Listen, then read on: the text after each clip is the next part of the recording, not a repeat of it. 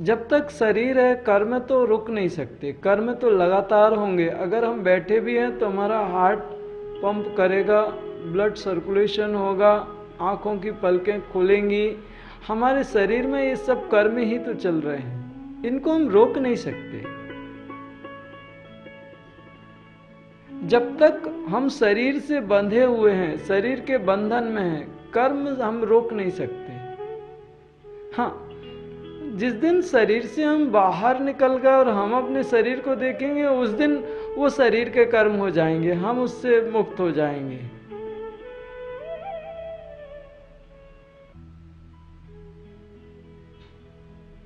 लेकिन हम शरीर के बंधन में बंधे हैं, शरीर के प्रति हमारा अहम भाव है, शरीर के प्रति हमारी ममता है, हम अपने आप को शरीर मानते हैं और हमने अपने आप को शरीर से कभी अलग अनुभव नहीं किया, तो कर्म तो लगातार हो रहे हैं। भगवान कहते हैं ठीक है कर्म हो रहे हैं, उनको होने दे, लेकिन इनके फल से तू मुक्त हो जा, तू अपने कर्तव्य कर, तू श्रेष्ठ कर्म कर, लेकिन फल की इच्छा से रहित होकर कर्म कर।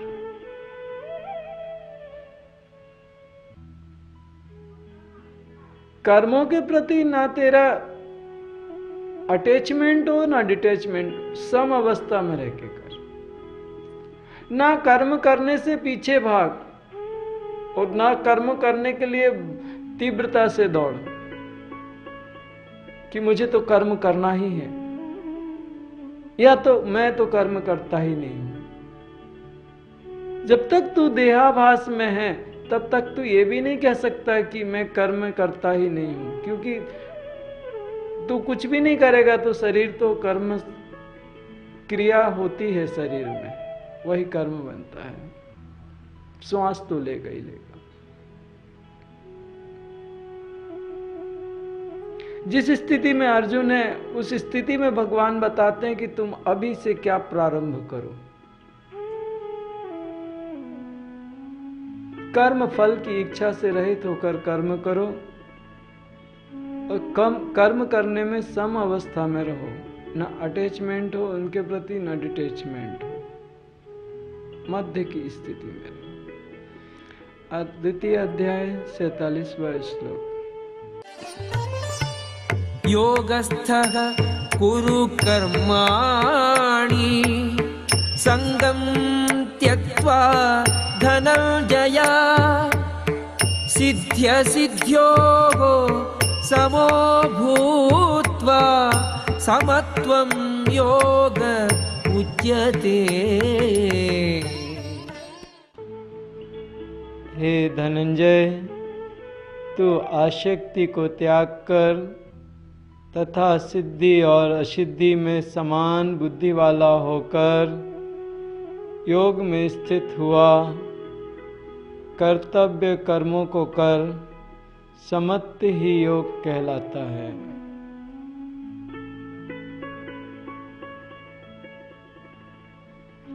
यहाँ पे गीता में जो साम्यवाद है, इसमें विद्वानों में विवाद हो गया। पक्ष और दूसरे पक्ष के लोग कहते हैं समत्व योग कैसे हो सकता है। उनका कुछ मत, एक तरफ के विद्वानों का मत है कि सबके साथ एक जैसा व्यवहार करो, यही समता योग है, समत्व योग। लेकिन दूसरी तरफ विद्वानों का कहना है कि हर प्रकार के व्यक्ति की अलग अलग व्यवस्था होती है। अगर साधक भी देखे जाएं तो उनमें भी अलग अलग व्यवस्था है। अगर उनके हिसाब से उनके साथ व्यवहार ना किया जाए तो साधक पथभ्रष्ट हो जाता है। पत्नी के साथ अलग व्यवहार किया जाता है, मित्र के साथ अलग व्यवहार किया जाता है। मित्रों में भी कुछ मित्र, नीति शास्त्र कहता है कि जो श्रेष्ठ हैं और जो सतोगुणी हैं उनको पास में रखना चाहिए, उनके साथ श्रेष्ठ व्यवहार करना चाहिए, उनको हमेशा अपने साथ में रखना चाहिए। और जो निकृष्ट हैं, दुष्ट प्रवृत्ति के हैं, उनसे बच के रहना चाहिए। तो अब इस समत्व योग ये कैसे बन जाए? दुष्ट और जो साधु, इन दोनों के साथ एक सा व्यवहार कैसे संभव है? और समत्व योग, गीता जी में समत्व योग के बारे में कहा गया है, विद्या विनय संपन्ने ब्राह्मणे गवे हस्तितनी सुनि चैव स्वपाक्ये च पंडितः समदर्शिना समबुद्धि विशिष्यते इच्छते योगुक्तात्मा सर्वत्र समदर्शन। पहला वाला श्लोक गीता के 5वें अध्याय से 18वां श्लोक है। समबुद्धि विशिष्यते 6वें अध्याय से 9वां श्लोक है। इच्छिते योगयुक्तात्मा सर्वत्र समदर्शनम 6वां अध्याय 29 श्लोक है। आत्मोपमं येन सर्वत्र समं पश्यति अर्जुन 6वां अध्याय 32वां श्लोक है।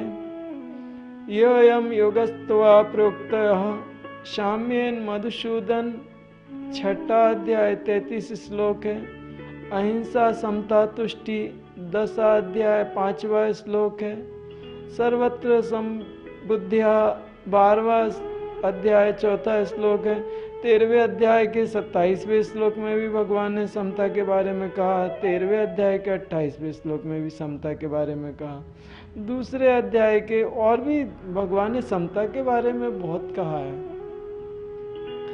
तो इसमें अगर सही तरीके से समझना है कि समता क्या है, तो समझ साधक कैसे स्वीकार करेगा?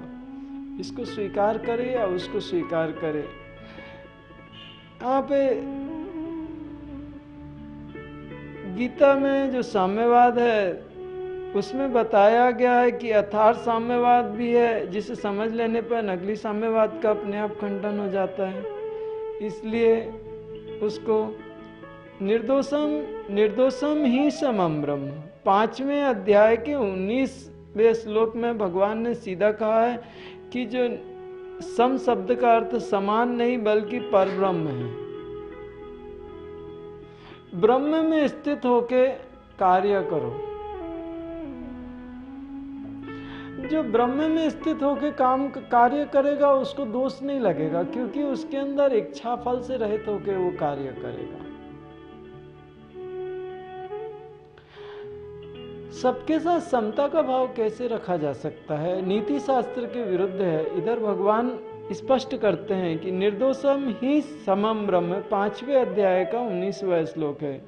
साधन बताते समय स्थान स्थान पे जो सम बुद्धि की आज्ञा दी गई है उसमें तितिक्षाभ्यास और कामना त्याग के लिए सुख दुख, लाभ अलाभ, जय अजय आदि द्वंद्वों में समान रहने को कहा है। हाँ, ये बात भी सच्ची है कि जब परिस्थितियां अनुकूल हो या प्रतिकूल हो उनके समय सम रहो, ये बात भी ठीक है। और इसका भी दूसरे अध्याय के 38वें श्लोक में भगवान ने कहा सुख दुखे समय कृत्वा लाभा लाभो जया जयो। और दूसरे अध्याय के 48 श्लोक में ये जो भगवान अपन जिस श्लोक में चल रहे हैं वहाँ पे भी सिद्ध सिद्ध्यो समो भूत्वा समत्वम योग उच्यते। भगवान यहाँ पे भी इसके बाद में चौथे अध्याय में भी 22वां श्लोक समा सिद्धा व सिद्धोचा। फिर उसके बाद 6ठे अध्याय के 8वें श्लोक में इसी बात को भगवान फिर से सम दुख सुख क्षमी, ये व्यवस्थाएं शीतोष्ण सुख दुखेशु सम संग विवर्जिता 12वें अध्याय के 18वें श्लोक में भी वही कह रहे हैं। उसके बाद में इसी को स्पष्ट भगवान ने 12वें अध्याय के 19वें श्लोक में कहा है तुल्य निंदा स्तुति तिरमौनी। यही मतलब निंदा और स्थिति में आप एक जैसी स्थिति में रहो, आपको ना पीड़ा हो ना प्रसन्नता हो। तो यहाँ पे और भी इसके बाद में भी 14वें अध्याय में 24 श्लोक, 14वें अध्याय में 25वां श्लोक, 18वें अध्याय में 26वां श्लोक। इस पर जरा बात समझने लायक है, क्योंकि समता का मतलब एक सीधा साधा यही लोग समझते हैं कि सबके साथ एक जैसा व्यवहार करो। ब्रह्म में स्थित होकर सबके साथ व्यवहार करो। ये बात जो गीताकार कह रहे हैं फिर स्पष्ट भी करते हैं, निर्दोषम ही समम ब्रह्म। और निर्दोष वही है जो ब्रह्म में स्थित है। ब्रह्म में स्थित है मतलब इच्छा से रहित है, इच्छा फल से रहित है। मन उसके प्राणों के साथ जुड़ गए हैं, मतलब इच्छा मृत्यु हो चुकी है, इसलिए निर्दोष है। जिसको कोई फल की इच्छा ही ना हो वो निर्दोष है। निर्दोष ही समम ब्रह्म, इसलिए यहाँ पे सम की व्यवस्थाएं थोड़ी सी इस पे और भी काफी। इसके बाद भी भगवान ने 9वें अध्याय के 29वें श्लोक में कहा है, समोहम सर्वभूतेषु न मे देशोऽस्ति न प्रियः ये भजन्ति तु माम भक्त्या मयि तेषु चाप्यहम्। कि व्यवहार में सच्ची समता यही है कि अपने मन में किसी के प्रति प्रेम या द्वेष का भाव न रखें। शास्त्र की आज्ञा के अनुसार जिसके साथ प्रेम करना उचित हो उसके साथ प्रेम, और जिसका विरोध उनसे वो उसका विरोध किया जाए, यही वास्तविक समता है। नहीं तो साधुस्वपि च पापेषु, समबुद्धि से व्यवहार करने पर बड़ा भारी पाप होगा। ये एक ऐसा विषय है जिस पे आपके विवेक के हिसाब से आपको निर्धारित करना पड़ेगा कि कैसा समय है, कैसी व्यवस्थाएं, उसके हिसाब से आप समता पे ध्यान दो। अगर कोई व्यक्ति पापाचार में लिप्त है, आप उसको प्यार, आप उसका सपोर्ट करोगे कि मदद करना तो हमारा धर्म है, सब समता भाव से, अच्छे बुरे में क्या है, सब एक जैसे हैं, अच्छा बुरा सब हमारी नजर में एक जैसा है, तो हम बुरे व्यक्ति की भी मदद करने लगे, वो फिर वहां विवेक आपका वो गड़बड़ हो जाएगा। एक्चुअल जो धर्म है वो विवेक के ऊपर भी आधारित है। जैसे कुछ डाकू लोग किसी व्यक्ति के पीछे पड़े थे,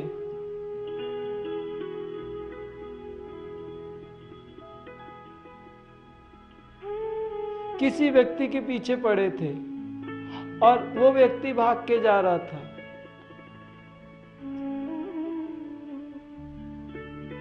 अब वो डाकू लोगों ने वो भागा और तीसरे व्यक्ति ने देख लिया, वहां खड़ा था चौराहे पे। अब चार रास्ते में वो गया इधर, वो गया इधर। डाकू ने पूछा, बताओ सच सच किधर गया है? बता दिया।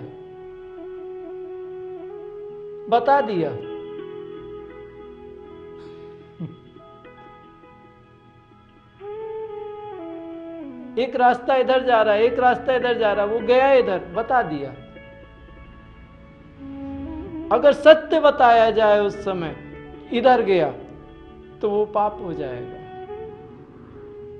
उस समय वो सत्य ही अपराध बन जाएगा।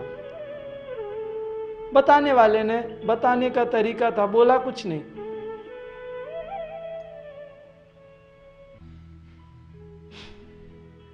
व्यवस्थाएं, वो असत्य से भी बच गया और सत्य के पाप से भी बच गया। कभी कभी धर्म बदलते समय के साथ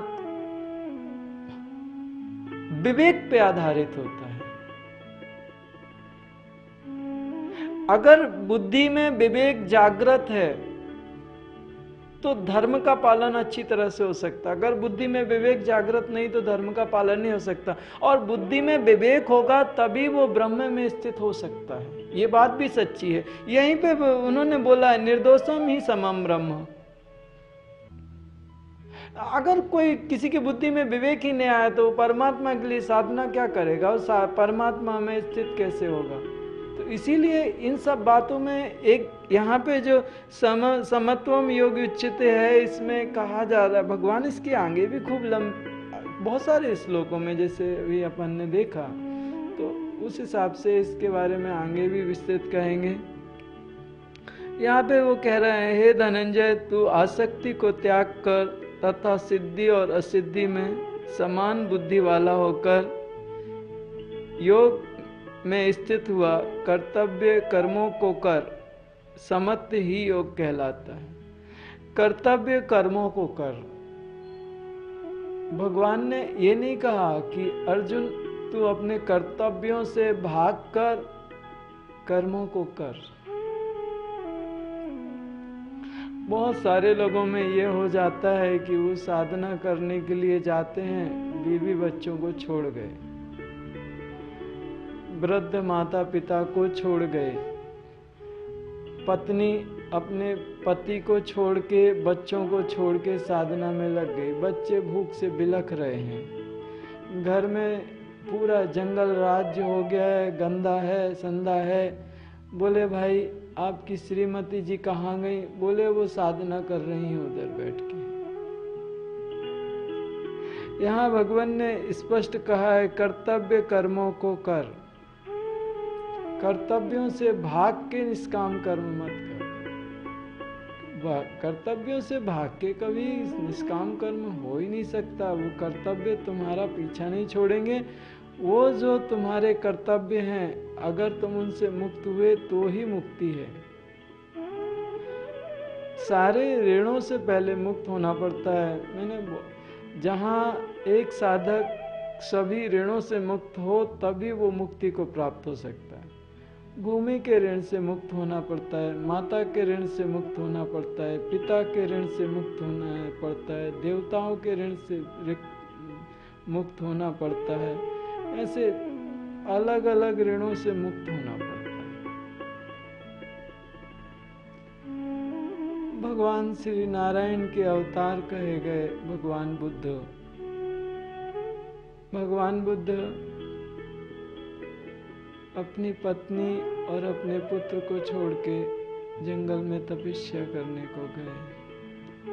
12 साल बाद जब उनकी पत्नी उनके सामने खड़ी थी, तब तक वो बुद्धत्व में जागृत हो गए थे, स्थित प्रज्ञ हो चुके थे। पूर्ण उन्होंने जो करना, जो व्यवस्थाएं थी, अपनी व्यवस्थाओं में व्यवस्थित हो गए। उन्होंने अपनी पूरी व्यवस्थाएं संतुष्टि को पूर्ण ब्रह्म में स्थित हो गए। अवतार ही थे, लेकिन कर्म करने थे, उनको लीला करनी थी, ठीक है। लेकिन जब उनकी पत्नी ने पूछा क्या परिवार के साथ राज्य का कार्यभार संभालते हुए आप इस स्थिति तक नहीं पहुंच सकते थे? अपनी पत्नी और पुत्र के साथ रहते राज्य के कार्यभार संभाल के आप इस स्थिति तक नहीं पहुंच सकते थे। शिकायत थी उनको, छोड़ के चले गए थे, सोते समय छोड़ के चले गए थे अपने पुत्र को और अपनी पत्नी को।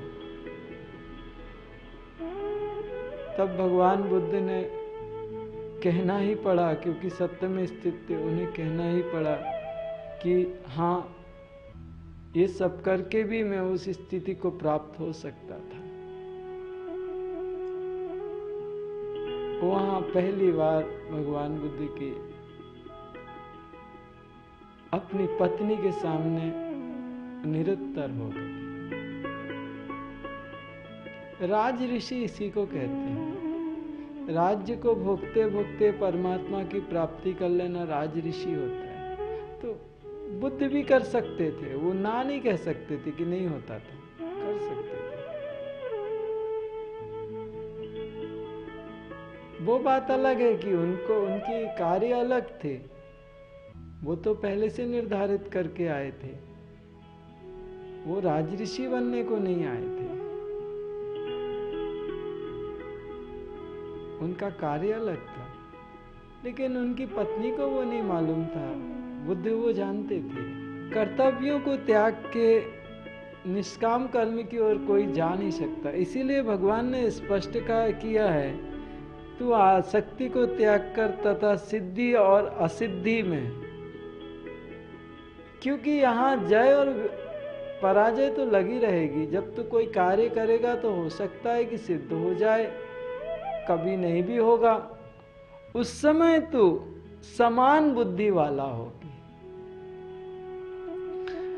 सिद्धि में तेरी बुद्धि अति उत्साह से न भर जाए और असिद्धि में तेरी बुद्धि क्लिष्टता से न भर जाए। उस समय तेरे अंदर समान बुद्धि होनी चाहिए। योग में स्थित हुआ, कर्तव्य कर्मों को कर। योग में स्थित, यहाँ पे भगवान ने योग की बात करी है। योग का मतलब है जुड़ना, मिलना। जैसे दूध में शक्कर डाल के मिला दिया अपन ने, दूध और शक्कर का योग हो गया। ऐसे मिलना, ऐसे मिल जाना कि कोई अगर चाहे भी तो अलग ना कर पाए, फिर उसको योग कहते हैं। अपने ब्रह्म में स्थित होके सम, यहाँ पे वही समत्व भाव, इसका एक ही मतलब है कि ब्रह्म में स्थित होके फल की इच्छा किए बिना, फल की इच्छा किए बिना कर्तव्य कर्म कर। चाहे वो साधना कर्म करता हो, सांसारिक कर्म करता हो, जो भी करता हो, अगर तू फल की इच्छा से रहित होके करेगा तो तू उनके दोषों से बच जाएगा।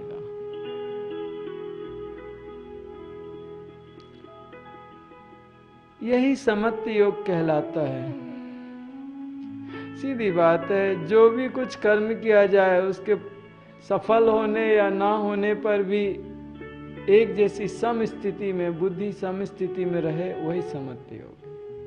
परमात्मा में स्थित होकर कर्म करे, सफल या असफल होने में ना मन, ना पीड़ा से भरे, ना उत्साह से भरे, यही समत्व योग है। बड़ी श्रेष्ठ बात है, गंभीरता आती है साधक में। ये साधक के लिए बहुत उपयोगी श्लोक है। अध्याय 2 का 48वां श्लोक। श्री कृष्ण। दूरेण ह्यवरं कर्म बुद्धियोगात् धनंजय बुद्धौ शरणम् अन्विच्छ कृपणाः फलहेतवः। इस समत्व रूप बुद्धि योग में सकाम कर्म अत्यंत ही निम्न श्रेणी का है। ब्रह्म में स्थित होके कोई साधक इच्छा के साथ साधना करता है कि मुझे ये सिद्धियां मिल जाएं, मुझे एक्चुअल ब्रह्म में स्थित होके, सकाम योग में स्थित होके, भगवान ये नहीं कह रहे कि कोई सकाम कर्म करे वो निम्न श्रेणी का है। समत्व रूप से बुद्धि योग से सकाम कर्म अत्यंत ही निम्न श्रेणी का है। कोई साधक परमात्मा की अनुभूति करने के लिए साधना कर रहा है, अपने स्व की प्राप्ति की, स्व की अनुभूति करने के लिए साधना कर रहा है। अगर वो कहता है कि मुझे थोड़ी रिद्धियां सिद्धियां आ जाएं, इसके कारण मेरी साधना की गति थोड़ी बढ़ जाएगी, इसलिए रिद्धियां सिद्धियां आ जाएं तो साधना ज़्यादा अच्छी हो जाएगी। या वो कहे कि मुझे जरा सुख वैभव मिल जाए तो मैं ज़्यादा अच्छी साधना करने लगूंगा। एग्जाम्पल आपको, मैं साधना तो करना है, लेकिन वो सोचता है कि मैं थोड़ी साधना करूंगा, उस साधना से मेरे कर्म कट जाएंगे, थोड़े सुख वैभव आएंगे, फिर मैं और अच्छे से साधना करूंगा। यहाँ पे समत्व रूप बुद्धि योग से वो ब्रह्म में स्थित होने की कोशिश कर रहा है, उसके साथ उसके ब्रह्म के लिए चल रहा है, लेकिन उसमें भी सकाम भाव से चल रहा है। यहाँ पे शब्दों के भीतर के जो रहस्य हैं वो समझने योग्य हैं कि जो ब्रह्म की प्राप्ति के लिए चल रहे हैं वो भी साधना में जितनी एक्चुअल इच्छा, इस आवश्यकता और स्पृहा। आवश्यकता मध्य का साधक है, स्पृहा में साधक अपनी आवश्यकताएं भी कम कर देता है, भोजन भी कम कर देता है, वो प्राण ऊर्जा लेके अपने शरीर को चला लेता है, कपड़े भी थोड़ी धीरे धीरे कम करता जाता है। जितने साधन है वो लगातार कम करना स्पृहा होता है कि साधनों का निम्नतम उपयोग, बहुत कम से कम उपयोग, अगर है भी तो नहीं, पलटा देने चाहिए। जितने कम से कम साधन में वो अपना जीवन आगे साधना करता है, जो भी कार्य करता है वो करे। लेकिन अगर साधन वो और बढ़ाना चाहता है और वो भी परमात्मा की प्राप्ति की इच्छा, परमात्मा प्राप्ति के लिए चल रहा है, उसके बाद में साधन की इच्छा बढ़ाता है, तो भगवान इसको एकदम निम्न श्रेणी का है, ये कहते हैं।